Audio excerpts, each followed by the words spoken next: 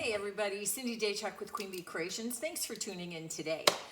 I have had a lot of requests from people who are beginner painters. So they have some maybe bedroom furniture that they want to repaint and they don't know how to get started. And they're a little nervous and a little anxious. And so I said that I would do a video kind of start to finish on a lot of the tips and tricks to get started. So if you're not local here and able to pop in, talk to me live, this video is for you. I'm going to be using an all-in-one paint today as well, which again, I'm finding that most beginners are starting off with because it's got the built-in primer, it's got the built-in sealer. It seems a lot easier to them and something that they feel a little bit more comfortable with because it's fewer steps. But again, there's a couple of tricks along the way with that one too. So if you're not familiar with an all-in-one paint, stay tuned for that.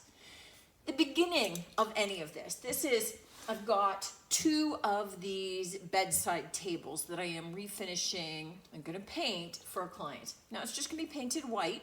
So again, a nice simple finish. We're not doing any blending, probably very similar to what you would be doing at home. But I wanna walk you through a lot of the steps and especially some of the prep before you get started. So, first thing first, we start by taking out the drawers and we got to get all of the hardware off of our piece, right? This happens to have a drawer that pulls out. Now, here's the thing about these, and one of the things that I talk to the client about. Very often they've got a locking mechanism really hard to take out. Doesn't mean it's impossible, but sometimes it's pretty hard to get them back in. She doesn't think that she's ever going to use this, and it already has a lot of scratches on the surface, which is a good indication that it means whatever paint you put on there is also going to get scratched, and probably more so because let's say you're doing 2-3 coats of paint, you now have a tighter fit in there. So she's determined that she just wants the face of this painted. So doesn't mean I won't clean it and do all that kind of stuff. But if I was having to paint this surface, I would probably have to be sanding it down significantly just because already I'm seeing a lot of scratching marring the surface, and just one in and out is going to destroy a new paint finish. Doesn't matter what paint that you use, it's going to take you a good 30 days for it to fully cure. It doesn't mean dry. It's going to be dry to the touch. Depending upon the paint you use, anywhere from half an hour to an hour or two. But fully cured means it's now hardened enough that it's going to be less susceptible to chipping and to scratching, etc. So always, always, always baby your newly painted pieces for the first month, for sure. Whether you paint it yourself or somebody does it for you. Now, before you start on a piece, you need to determine whether you're keeping the existing hardware or changing it out. So, for instance, if there's, especially important for handles, when it's knobs, usually even if you switch out the knob or the pull, if it's just a single hole, you're going to use the existing hole to be able to pop a new one in. She's probably going to be switching these out because she doesn't like how this has kind of banged down. Okay, so now it won't bang down, but here, look, banging down, and again, it's created scratch marks and those kinds of things. So she's going to replace them with just pulls. So I do not have to change these out. If you had the 2-hole drawer pulls, right, a handle, if you're looking to switch those out, you need to make sure that the new handles that you're installing have exactly the same hole-to-hole distance. So it could be 2 inches, 3 inches, whatever it happens to be, but you're limited to that. If you know the new handles that you're replacing it with, you can check. If you don't know the new handles and your piece is particularly old, you may find that new handles don't come in that width anymore, which means you're going to need to fill those holes. So what I have been finding with these ones, as I've been removing them, and let me get these off and I'll show you. is sometimes some of the knobs have little, I'm going to say little picks, but kind of grabbers, so that they grab into the wood and keep the knob from rotating. So what it does mean is that there's now scratch marks and there's holes around the hole. I don't know what hardware she's going to get, so we're going to have to kind of fill some of those so that when we sand it and then sand it smooth. These fake keyholes she doesn't want anyway, so the easiest way to get these up is to just kind of slide a little bit of a putty knife under and just slowly start to pry it up. These ones, as it turns out, are plastic, so they're not salvageable, and it's okay because she didn't want them anyway, but you need to remove those. So the first thing, get all the hardware off. We're not going to clean it yet because I need to do some filling. So I'm going to get the rest of the hardware off, and then we will do a little bit of repair on a lot of the scratch marks around the holes. These probably would be okay, but because I don't know quite the knobs that she's going to be using, if they were a really wide base bottom, it would be fine, it would cover this, but I'm going to repair all those scratches beforehand, just so that I can make sure I get the smoothest finish possible. Here's my drawer front. You can see what I meant about the gouges around it, and here there's a bit of a gouge there, so I'm just taking wood filler. This is just Elmer's. You could use whatever your local hardware store carries. Just take some on your putty knife, and then you're just going to push it in. If it looks like it fills it edge to edge, you're done. If not, then do another quick swipe. You do not want it to be all mounded up, because you're going to have to sand all that away. And you don't want it to be where you don't need it. So I can take my scraper and I can take away, you know, if I have it going way out there, I can come back in and I'm going to wipe away what I don't need. Because again, it's so much faster and easier to take it away at this stage than having to go in and do a lot more sanding than I anticipated. So this one has made a pretty definite rounded groove on it. So there we go, you can see the circle. Now, I keep all of the hardware in a plastic bag, just again because sometimes if you're working on a really old piece, replacement hardware is hard, or if it's in my case European, then sometimes the sizes of the screws and things aren't the same as here. So I hang on to all of these so that I don't have to go searching for missing pieces later. But you can see that definitive circle around that. So we're just gonna let this dry. I've just got this one last one over here to do. And you saw I took the screw that fits into that hole, and I had gotten some of the putty down into the screw hole, and I just popped it through using the screw so that I didn't have to deal with it later. Oh, I forgot I got my two tiny little nail holes from where that fake key plate was. So again, you can see I'm taking away virtually all of it. It just has to fit in those tiny, tiny little holes. Now that my wood filler is all dry, I am going to take 120 grit sandpaper and I'm going to sand it off. So it will ultimately be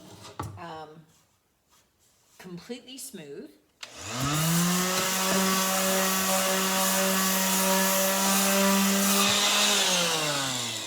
And you can see where that wood filler has been. So you can see the round circle where I said those gouges were. So it's made that all perfectly smooth now for my paint.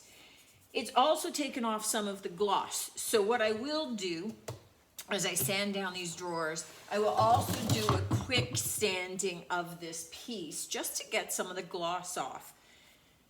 I know that the paint that I'm going to be using, the all-in-one paint by Melange, is going to stick even to the glossy surface. But it's not going to hurt. It's just going to make it stick that much better, and that's never a bad thing.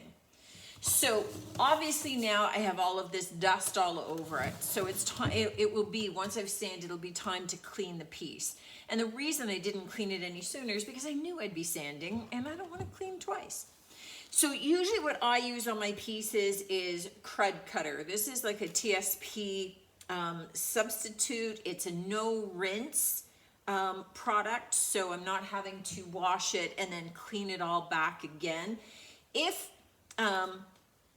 it's, you know, usually if it's just a piece like this, I probably don't have to use the Crud Cutter. I could just use some Dawn dish soap and then wash it all down and then rinse it with clean water again.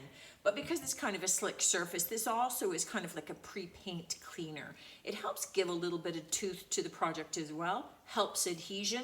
So again, not a bad thing. So what I am going to do is finish sanding, and then I am going to take some lint-free cloths and I am going to wash everything down with the Crud Cutter. This was a piece that my customer got from a good friend of theirs. It was in their home. It's in pretty good shape. It's pretty clean as it is. But again, sometimes you get these pieces maybe off Marketplace. You don't know where they're really coming from. They say it was a non-smoking environment, but that doesn't mean the life of the piece was non-smoking. So really you're cleaning until whatever medium you're using comes clean.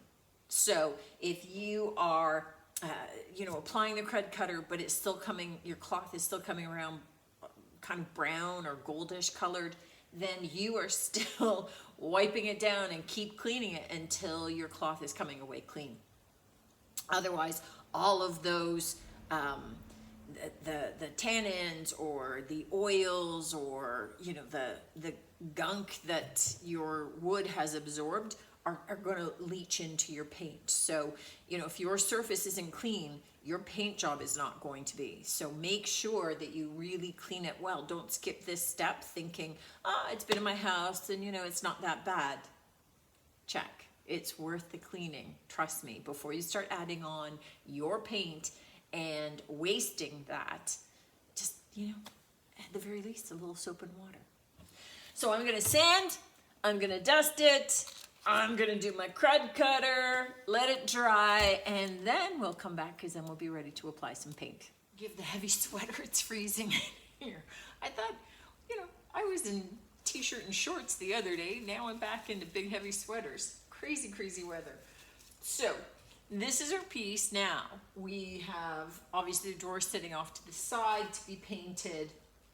This has been sanded, wiped down with TSP. It really didn't have any discoloration or anything happening, so it's ready to go. You'll see the green lines. This is my painter's tape. So these have a drop-off ledge. So it means I can paint this top surface, but it has a little bit of a border here and I just taped off to prevent from painting that as well. Again, it's client piece. This isn't something that they see. You want to paint a little bit in on these ridges, just in case your drawers are the kind that inset. These ones have a slight overhang, but if they inset, you're going to want to paint a little bit of this inside edge just to make sure that when your drawer sits in there that it's not exposing that dark, right? We're going light. These also have that section that sticks out a bit, right? This isn't flat, it comes here and then boops out. In essence, though, the drawers have that same thing, so that's covered. You just want to make sure none of it is ultimately going to be showing. I don't paint this underside if I can avoid it because I want to leave enough room for the drawers, and that's one of the things you have to pay attention to. How much space is there between the actual structure of your dresser and the drawer? Usually the older the furniture, the less space there is, but every coat of paint reduces that spacing. if you're also reducing it top to bottom and side to side, you may find after you've painted your drawers, you can't get them in. So I have not painted the sides of the drawers, nor will I.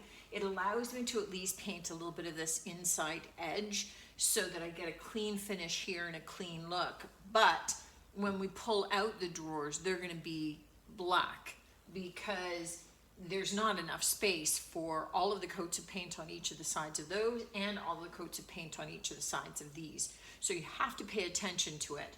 Just the same as with this pull-out drawer, which is a little tougher without the knob. It's already scraping. You can see the scratch marks on the top. So as soon as I add extra levels of paint onto it, it's going to scratch even more. If you really wanted to be able to paint this top, you would have to sand this down to be able to make room for the paint, so that when the paint would go on, it's not sitting higher, it's at least sitting flush with where it's at now. I hope that makes sense. Some of the things that you need to consider, right? Okay, so I have two paintbrushes that I'm going to be using, and they've been used because I painted the drawer tops. But think in terms of the types of paintbrush. This big one is a Klingon S50 because I want it to go on smooth. It sits flat. I don't want to use a big puffy chalk paint brush, because that's designed to hold a lot of paint. It's also designed to help give you some texture. Often with chalk paint, we'll paint in an X to create texture because of some of the finishes, the wax. We're using an all-in-one. I want this to sit flat, so I'm going to use a flatter brush. I also have a smaller brush, which, I'm going to have to wash out. It's started to dry out because I need that for the edging. I don't want to use my big fat brush for this because it's going to overhang. It's going to get some drips and things. The other thing that you want to have that I'm going to have to grab after I wash out this brush before I get started, have some wet cloths. This stuff, all-in-one paint, easy enough because it's water soluble, typically the formulas, to be able to clean up when it's wet. Really, you can't just wipe it away when it's dry, unlike my DIY clay-based paint, right? I can wipe that away once it's dry because I can reactivate it. You cannot reactivate this paint with water. It's designed to dry really hard. So all cleanups you do when it's wet. So I'm gonna go get this cleaned out a little bit because it's gotten too stiff. And I'm gonna get some wet cloths, and then we're gonna get started, and I'll share with you a couple of tips for painting. I'm gonna flip to the top so it's easier for you to see. Now this is a Melange all-in-one paint that I'm using. This is in the color Dime Box, which is kind of a creamy white, almost like an old white. For our first coat, what we want to do is get some paint onto our brush, and we want to lay it down and be very conscious of the direction. We want it to go in straight lines, and we're just looking to get some basic coverage here. This is going to show brush strokes. It's our second coat that we have to lay in a way that's not going to show some of our brush strokes.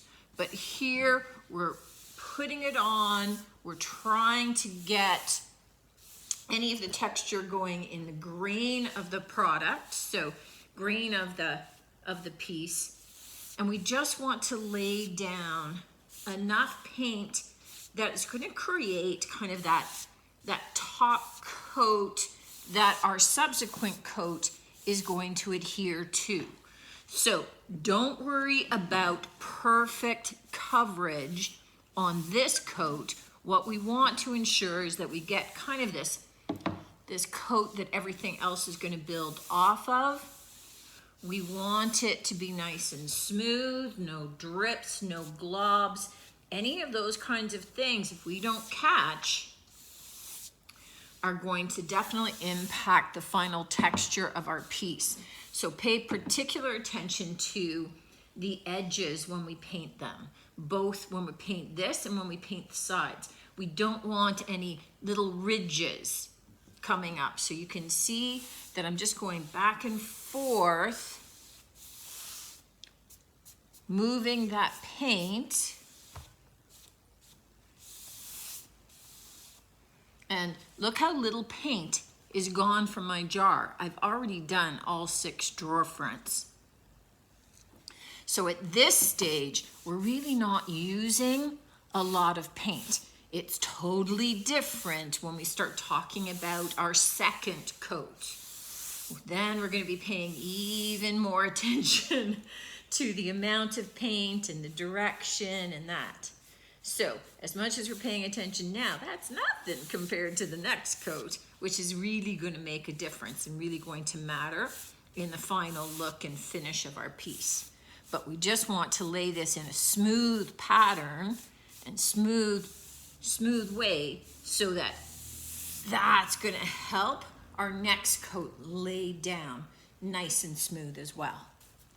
We've had the opportunity to have this dry overnight, so it's ready for the second coat.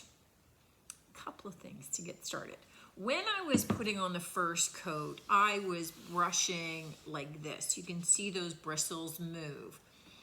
That's fine for that first coat. For the second coat, however, we are really looking at laying down enough paint that the self-leveling aspect of it has an opportunity to do its thing, which means that we need to apply more paint this time than we did the first time.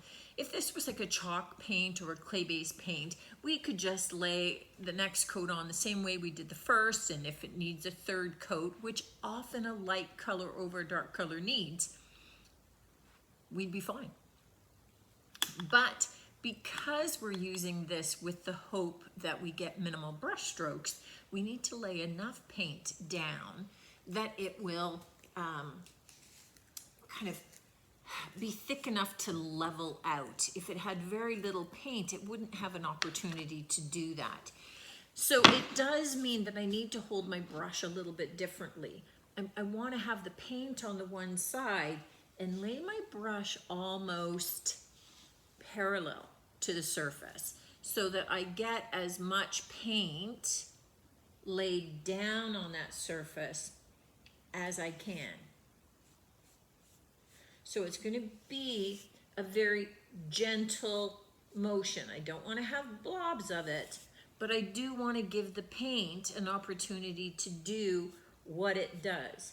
So I'm not going to be going back and forth over it. I don't want to be working that paint any more than I need to in order to be able to get it to have a nice smooth surface. And here's our finished little side table. Now, a couple of things that I just wanted to mention. The melange went on really smoothly. This particular client didn't want any brush strokes. I mean, I paint with a brush. It doesn't matter what kind of paint. You're going to get some. But if you find that your all-in-one paint isn't sitting down or kind of leveling off a little bit, you have a lot of brush strokes, probably because you're overworking it. What you can try is laying down paint in a bit of a wash. So take some of the paint and just thin it down a little bit. You don't want it super watery, but you want it a little bit looser than it comes in a can. Use a sponge brush and kind of apply it on the same way that I showed you with the brush, that you're doing it at this angle. So it's more like you're just laying the paint down as opposed to really pushing the paint on. That helps it just kind of sit on the surface. All paint needs to cure. This, any of the all-in-ones tend to dry pretty solid, pretty firm. They're great for kitchen cabinets and things like that, but give them the 30 days. So for a piece like this, the client, I mean, it has no hardware on it, so just, it's got the spots for the holes, but the client hasn't picked out her hardware, so she'll take it home and attach the hardware herself. But again, even when you attach your hardware, do it gently so that it's not marking the surface. So if you decide to change out the hardware sometime, that you haven't marred the surface, preventing you from certain options. But ultimately, any painted piece, no matter the kind of paint, really baby them for 30 days. So the issue that I have here is that the client brought me the pieces with all of the drawers removed. She did not number the drawers or indicate which side table they go to. So they're not fitting perfectly. I mean, the other piece has 2 drawers sticking out because probably some of these, so you've got 6 drawers that are the same, which means they fit perfectly, like the combination fits perfectly one way. So when you go to do your piece, take the drawers out, numbering them. When you have 2 identical pieces, because this is 2 side tables, number one of the side tables A and one B, so that when you take this drawer out, and if this is piece A, this becomes 1A, 2A, 3A. So you know exactly where they go. Anytime that you're emptying a dresser out to clean it, to paint it, do that. Because otherwise, especially like this, you've got 6 different combinations, like 6 different drawers, and each drawer, all 6 could fit here. So this one fits perfectly. But you know what? It may fit perfectly in 3 other spots. So you end up, it's a nightmare to do.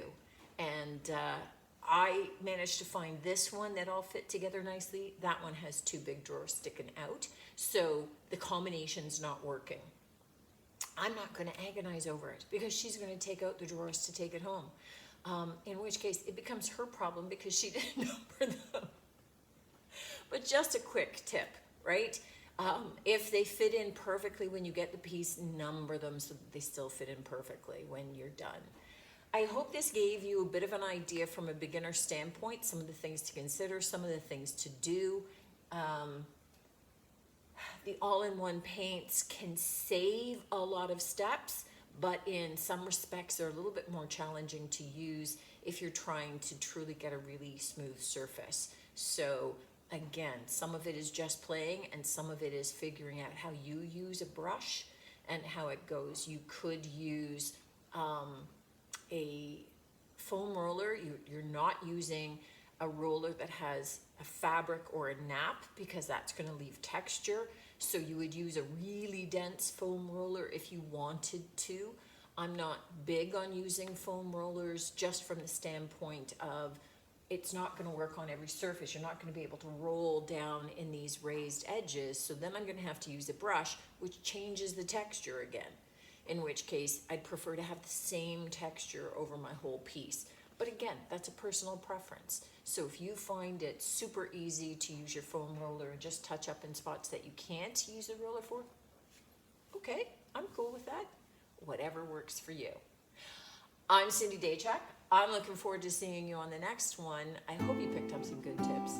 And until the next time, take care.